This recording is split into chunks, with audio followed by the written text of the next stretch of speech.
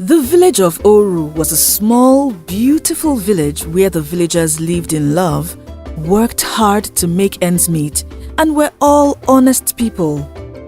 In the village of Oru, there lived a man named Akin. Akin was a man of many skills. At different stages of his life, he had done different things just to survive and make some money. When Akin was a small boy, he would join his parents to harvest and sell cocoa from their cocoa farm. As he grew into a teenager, Akin tried fish farming and he reared birds as well. But unfortunately, the business didn't work out as he had expected. So, he moved to buying and selling beautiful fabrics. As time passed, he was able to open a big fabric shop in the market where the villagers of Oru and people from neighboring villages patronized him every day. Despite having a fabric shop that was doing well, Akin was still not satisfied with having just one business, so he bought 3 plots of land with the profits he made from his fabric shop and began to farm on them. On each plot of land, Akin planted something different, so when the crops were ready for harvest, he would make a lot of money from them. Since the village of Oru was a small village where almost everyone knew everyone, even adults and children knew Akin.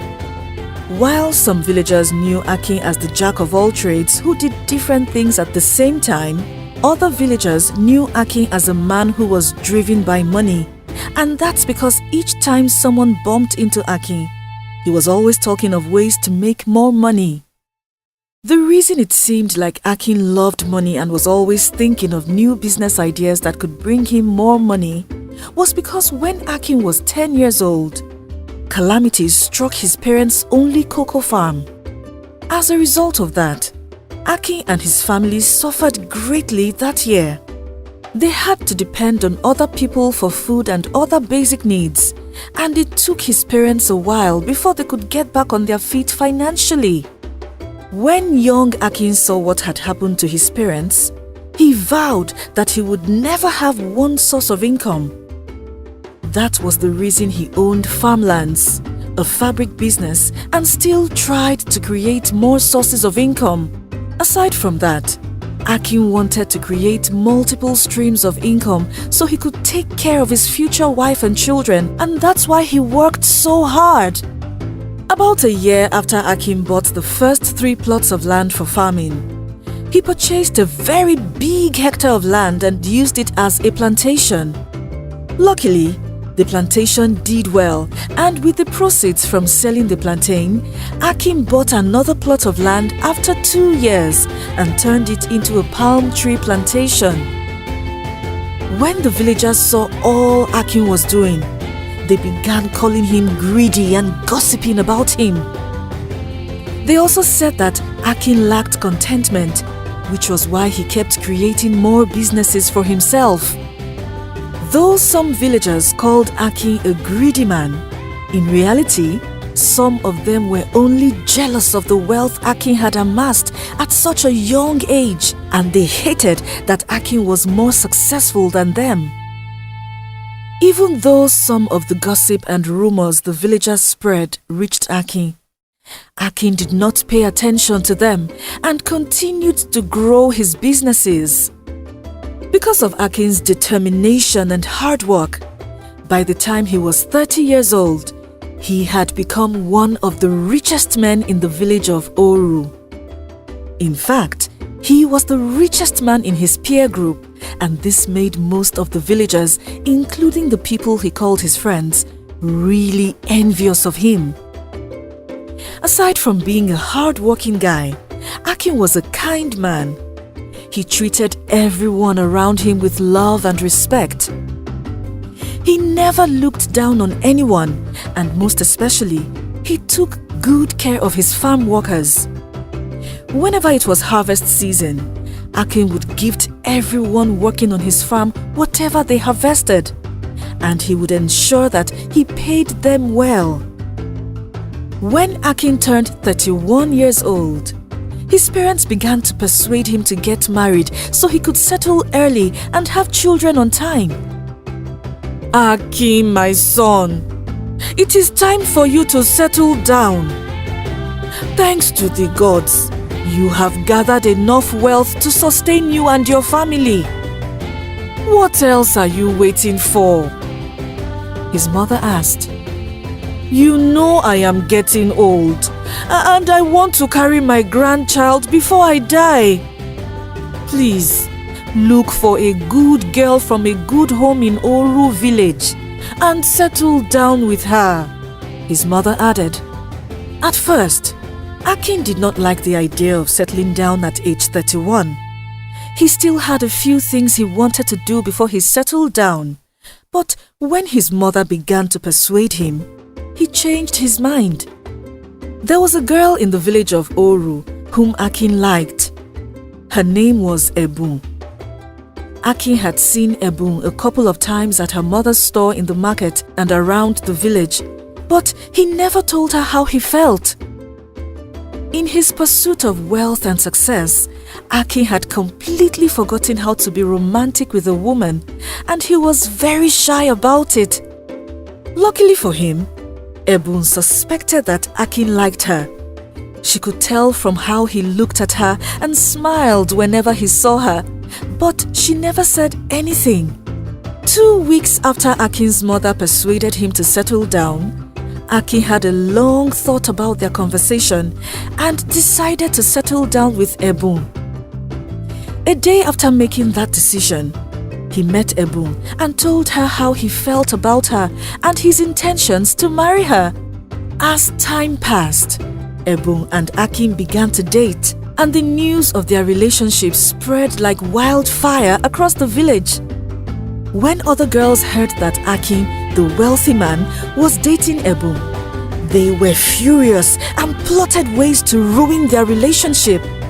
Her best friend was the first girl who tried to ruin Ebun's relationship with Akin. Ebun's best friend had seen all the expensive jewelry, clothes and shoes that Akin gifted Ebun, and she wanted all of that for herself. Even though she pretended like she was happy for Ebun, she hated that Ebun got to marry the rich and hard-working Akin while she had no lover. So, she planned to ruin her best friend's relationship with lies. Hello, Akin. You may not know me, but I know you very well, Ebun's best friend said to Akin when she went to see him. I know you are a good person, and I would not like you to put your hand in fire. I'm here because of the woman you want to marry, Ebun, Ebun's best friend said. What about Ebun? I hope everything is all right, Akin asked in concern when he heard Ebun's name. Everything is not fine. Did you know that Ebun has a child for another man in another village? Ebun's best friend said. This is the first time I've heard about this, Akin said in shock. I just wanted to tell you, so you don't make the mistake of marrying a woman that already has a child for another man, when you can marry a woman who doesn't have a child, like me, Ebun's best friend said. Thank you very much for this information. I will do my investigation, Akin said. Then he walked away. By this time, Akin and Ebun had dated for almost 9 months, and Akin was already making plans for their wedding.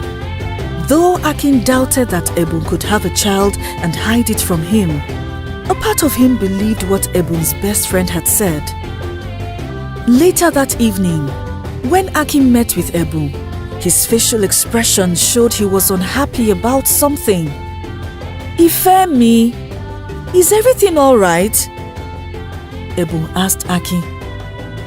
Initially, Akin did not want to confront Ebun so soon. He wanted to do some investigations by himself.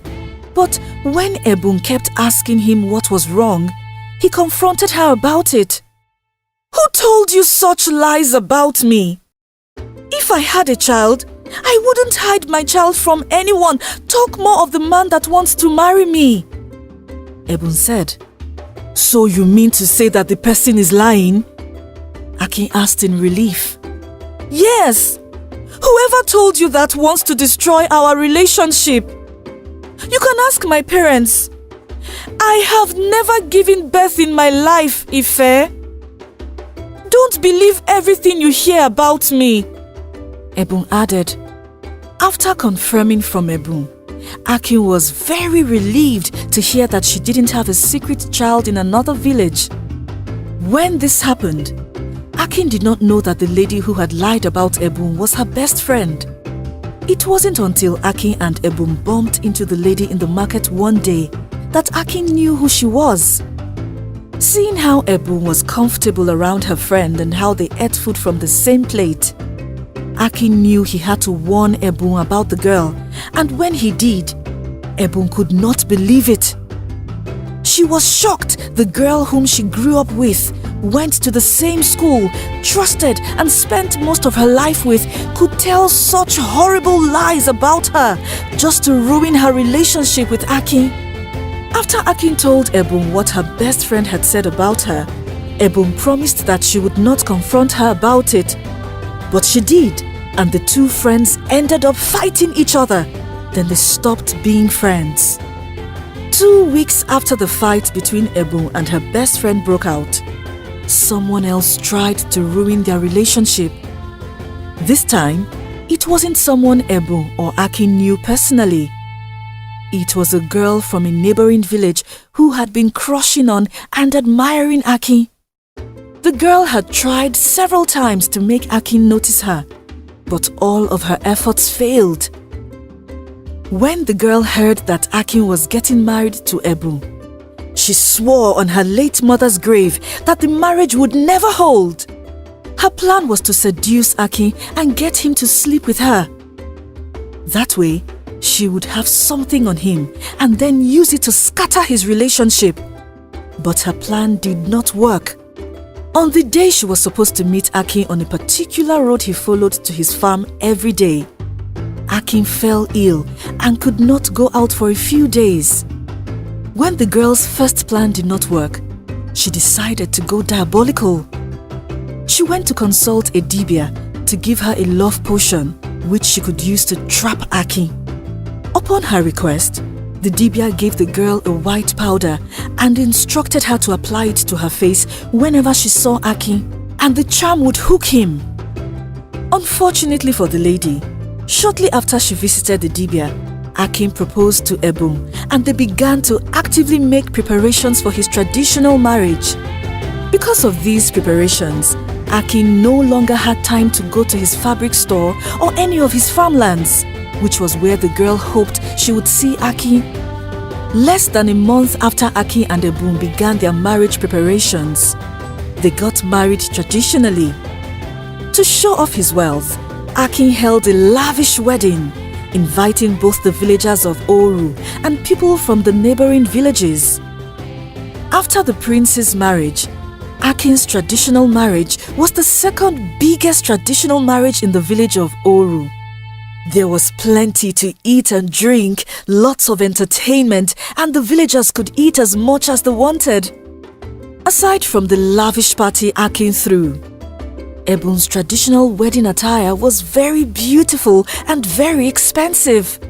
Everyone who attended the wedding could not stop staring at Ebun and how pretty she was. Some people rumored that Ebun's traditional attire was specially handcrafted by a well-known fashion designer from a neighboring village who was rumored to make her clothes with threads of gold. After the traditional marriage ended that day, the villagers continued to party till night. Akin had ordered more drinks for the villagers, and he was happy that they had all cleared their busy schedules to come out and celebrate with him. Since the villagers were specially invited to the wedding, they all carried different gifts along with them to give to Akin and Ebun for their union. The gifts ranged from clothes to household items to foodstuffs. After the party ended and the villagers returned to their homes, Ebun and Akin also returned to the new apartment Akin had rented for them. It was the first night any of them would be sleeping in that apartment, and Akin looked forward to them starting a family in that apartment too. But what Akin did not know was that his joy would be cut short on the first night of his wedding.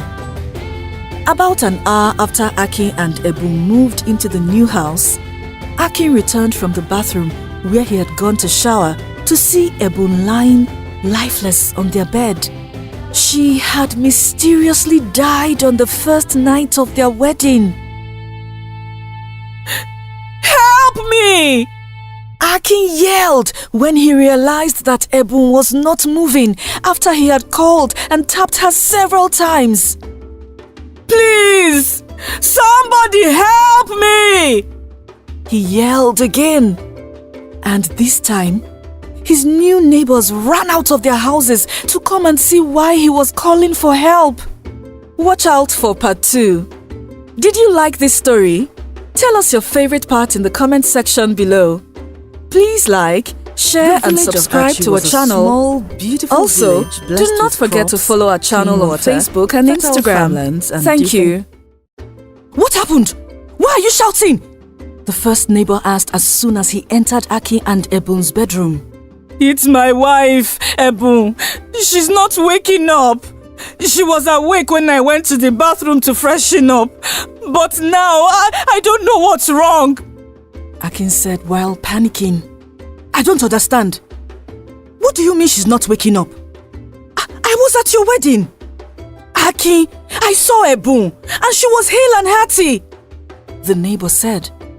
While Akin's closest neighbor was still trying to understand what Akin was saying, other neighbors who had heard Akin's cry for help arrived at the scene. "We heard you, Akin. What is the matter?"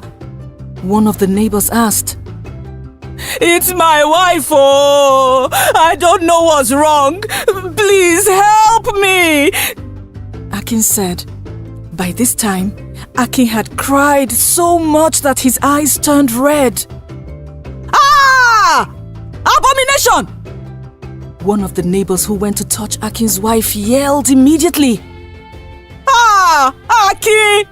You are a wicked man! So all the wealth you have is not enough, eh? That's why you decided to kill your wife for..." "Hey!" the same neighbor who touched Akin's wife said as he held Akin by his shirt. "What do you mean I killed Ebun? I love her with all my heart, and I could never do anything to harm her." Akin tried to defend himself, but unfortunately, no one was listening to him. All the people who had entered Akin's house were in shock that Akin could kill his newly wedded wife on the first night of their wedding. "Oh, Ebun! Ifemi! Please, do not do this to me!" Akin cried as he clutched onto Ebun's dead body. "Please, help me! Let's take her to the healer. Maybe there is something she can do," Akin said to the men and women in his room, but none of them responded. His neighbors were still in shock that the happy and smiling bride they saw earlier that day was lying dead in her home. "Please, help me!" Akin begged again. "Look, Akin, enough of your pretense! You have killed her, and she is dead already. Why are you pretending that you don't know the cause of her death? At this point, you will have to confess what you did. And if you do not comply with us, we will beat the confession out of you," one of his angry neighbors said. "I have always said it. Anybody who is not content with what he or she has will kill someone one day because of greed. You greedy man. You have killed your wife for money rituals, bah? All the wealth you already have is not enough, eh? Every time, it's hacking this, hacking that. Are you the only one in this village? Today, you have met your Waterloo," a woman said. "Please, my brothers and sisters, I cannot kill my wife. I am not a ritualist and will never be. Everything I have today, it's the gods that blessed me. I have never killed anyone. Akin tried to defend himself while struggling with his tears. Shut up there! Oh, do you think we don't know your dirty secret? When everyone got married, they did something little and celebrated within their financial capacity. But what did you do? You wanted to prove to us that you are a big man. Even Kabiesi's son did not throw the kind of party you did. Another man attacked Akin angrily. Why are we still talking here with this ritualist? Let's take him to the palace now and make sure he carries his wife's dead body. No one will carry it for him, one of the women in the room said. Immediately after she said that, one of Akin's neighbors began to hit Akin, and he forced Akin to carry Ebun's dead body to the king's palace. By this time, Ebun's dead body was already as cold as ice, which was a sign that she was already long dead and nothing could be done to bring her back to life. While Akin carried Ebun's dead body to the palace, his neighbors, who were following him from behind, began to call out to the villagers of Oru, who were already in their houses. Villagers of Oru, come out, oh! Come and see how Aki, the greedy man, killed his new wife Ebun, so he can use her for more wealth. Akin's neighbors repeated as they followed Akin. One after another, people who were already asleep in their houses came out to see what was happening. When they realized that Akin was carrying the corpse of the woman he married that day, they were shocked and began to abuse him. In less than an hour of Akin's neighbors and the villagers parading Akin to the king's palace, the news of Ebun's death had already spread to everyone. As a result, nearly everyone in the village gathered outside the king's palace to find out what had happened. Shortly after Akin arrived at the king's palace with Ebun's corpse, Ebun's mother arrived at the king's palace, and the moment she saw her daughter's lifeless body lying on the floor, she fainted. Ebun was her mother's only child, and as a single parent, she struggled so hard to raise Ebun alone. She sold all kinds of things, did menial jobs, and even hawked food sometimes just to take good care of Ebun when she was a child. It wasn't until when Ebun grew older that her mother was able to start a big, profitable business selling all kinds of foodstuffs in the market. After Ebun's mother fainted, the villagers gathered around her, and thankfully, they were able to wake her up. Aki!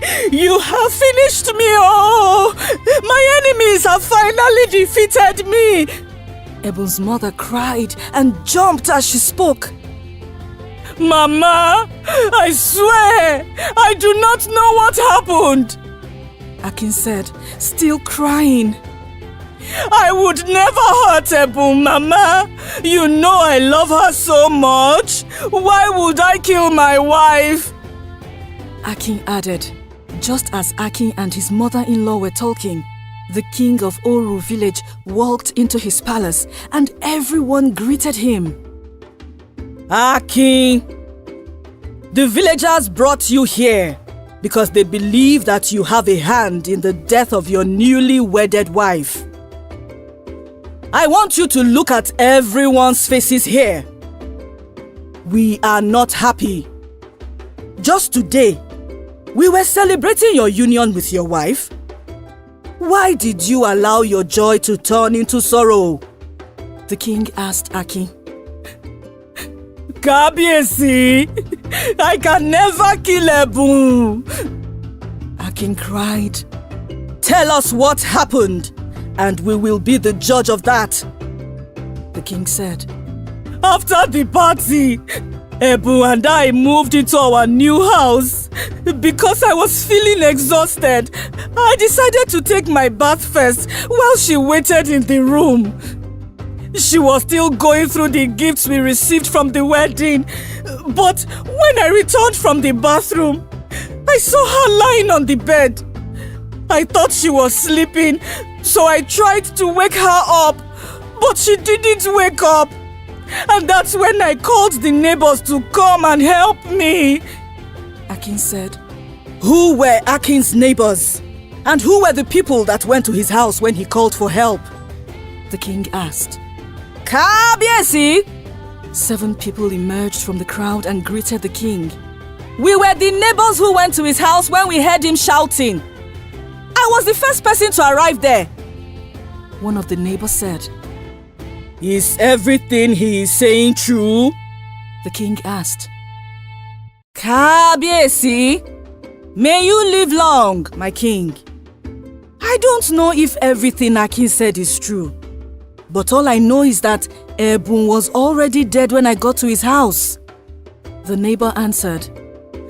Kábíyèsí, Akin said while struggling to hold back his tears. I swear, I did not kill my wife. He added. Liar! We know you killed her for your rituals. You think we don't know that you have been doing money rituals for all your wealth, eh? One of the villagers from the crowd said. Silence! This is not a time to start pointing fingers. We still do not know for sure what happened. The king called the villagers to order after they started murmuring amongst themselves. You must give me my daughter, oh, Aki! You cannot remove bread from my mouth and replace it with stone! I warned Ebu about you, eh? I warned her, but she said she loved you. If only she had listened, would she be dead now? Ebun's mother said while rolling on the ground. She had removed her head tie and unwrapped the first wrapper she tied around her waist. Iya Ebun, I know you have just lost your daughter. But please, stop crying. Crying will not bring back your daughter. The gods understand better, and may the gods console you, the king said. I told her, oh Kábíyèsí, I told her that she was too young to marry and that she had more years ahead of her. But she insisted. Not only am I a widow, I will have to bury my only child. Ebun's mother cried. You must bring my daughter back to life. The same way you killed her, you must bring her back to life. Ebun's mother added. My people of Oru, the king said, it is rather unfortunate that a day of joy has turned into a day of mourning for all of us. Ebun was also my daughter, and if this happened to me, I would want justice. For now, we don't know if Akin killed his wife or if it was her time to go. But we will investigate this.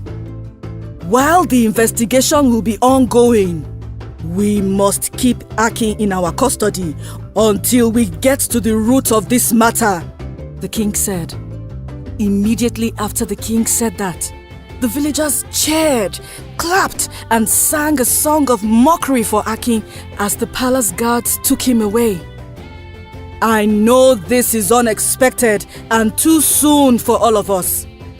But this is life. Tomorrow, we will bury our beloved daughter and friend, Ebun, who left us on such a special day. Let everyone cancel their farm plans or any other plans tomorrow, so we can honor the deceased. You can all go, the king added. After the king said that, the villagers dispersed to their different homes, while some women tried to console Ebun's mother and take her to her house. That night, Akin slept in the palace's cell, with 2 guards standing by his cell. He cried throughout the night and kept saying, Ebun, why? Why did you have to go? The following morning, the town crier announced that Ebun's burial would be held at a particular time, and when that time arrived, the villagers came to Akin's cell and took him out. Since the villagers believed that Akin had killed his wife, They ordered him to dig Ebun's grave alone as part of his punishment. Without receiving help from anyone, Akin single-handedly dug Ebun's grave, and after Ebun had been put in the grave, Akin covered the grave all by himself. That day was a very sad day for Akin and the villagers of Oru. Akin did not understand how his life transformed from happiness to bitterness in the twinkle of an eye. After the villagers had buried Ebun, Akin expected that he would return to his cell in the palace and face his judgment in a few days. But then, something unexpected happened. While Akin and some of the villagers were standing by Ebun's grave to pay their last respect to the deceased, the ground began to shake and a loud thunderbolt struck from the sky. This caused the sky to suddenly turn dark, as if it were about to rain heavily. Even without being told by their village chief priest, the villagers knew that was a bad omen, and it meant that Ebun's spirit was not at rest. While the villagers were trying to get themselves after what had just happened, suddenly, Ebun's mother began to shout. At first, the villagers believed that she was acting that way because she had just buried her only child. But when she started to talk too, everyone turned in her direction. Ebu! I'm sorry, oh mommy! I'm so sorry! Ebun's mother said. I did it for you! Oh! I did not know this was the price I would pay! They told me, and I tried to warn you, my daughter! Ebun's mother continued to talk. This time, it was awkward because it seemed like Ebun's mother was talking to someone only she could see. Iya Ebun, is everything alright? One of the women consoling Ebun's mother asked. No! It's not alright, oh! I killed my daughter! I am responsible for Ebun's death! Ebun's mother said while crying miserably. Ha! The villagers, including Akin, gasped in shock when Ebun's mother said that. I will confess, oh! Ebu is here, and she wants me to confess. Ebun's mother answered. Ha! You are such a wicked woman! The villagers said. It was that time I was suffering greatly to take care of my Ebu. I went to do something that would give me wealth, the kind of wealth that no one would suspect anything. The witches told me they would help me, but on the condition that my daughter would never get married. And if at all I allowed her to get married, she would die on her wedding night. Ebun's mother said while shaking in fear. Ah! The villagers exclaimed again. That was why I never allowed Ebun to get married. She had suitors in the past, and I ruined their relationship. I was even the one who sent Ebun's best friend to lie to Aki, hoping that the lie would work. Ebun's mother said. When Akin heard all of that, he cried bitterly because he loved Ebun so much, and he could not believe that her biological mother was responsible for her death. Please help me! Ebun wants to take me along with her! I'm too young to die! Ebun's mother cried and begged the villagers. You are such a wicked woman, and you deserve to die! One of the villagers said. Please, my daughter, no! Ebun's mother shouted, and the next thing, she fell down and died instantly. After Ebun's mother died, Akin walked away from the burial scene with a broken heart. Though he was grateful that his name had been cleared, He learned the hard way that no one in the village liked him, including his friends and the people he had helped in the past. So after that day, Akin sold everything he had in the village of Oru and relocated to a nearby village where he started his life afresh with all his wealth. He often remembered Ebu, his first love, but the incident scarred him, and because of that, it took him a while before he married again. The end. Did you like this story? Tell us your favorite parts in the comment section below. Please like, share and subscribe to our channel. Also, do not forget to follow our channel on Facebook and Instagram. Thank you.